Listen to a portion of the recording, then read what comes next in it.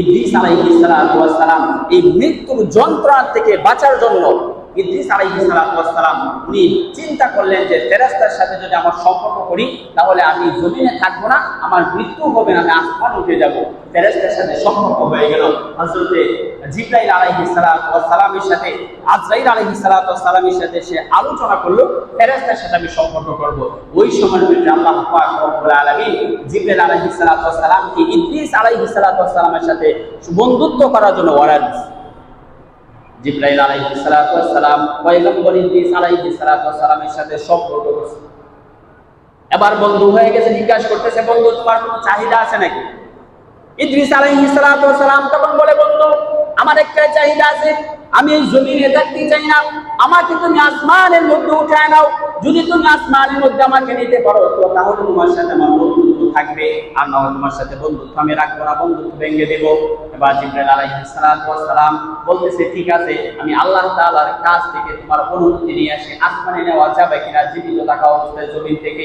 ইদ্রিস আলাইহিস সালাতু ওয়াস সালাম অপেক্ষা করতেছে।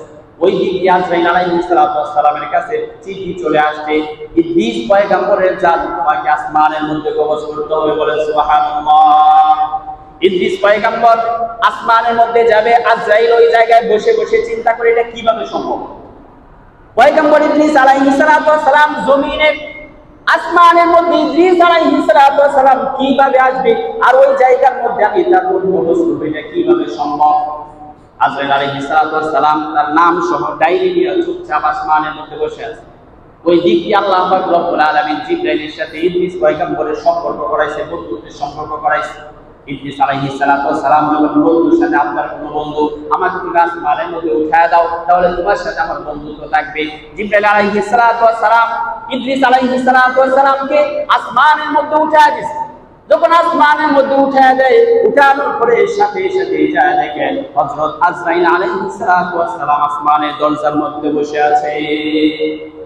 আজরাইল আলাইহিস সালাতু ওয়াস সালাম দরজার মধ্যে বসে বসে চিন্তা করতেছে, আল্লাহ পয়গম্বর কোন সময় আসমানের মধ্যে আসবে, কিভাবে আসবে, কারণ আজরাইল তো আল্লাহ পাকের সৃষ্টি স্রষ্টা না।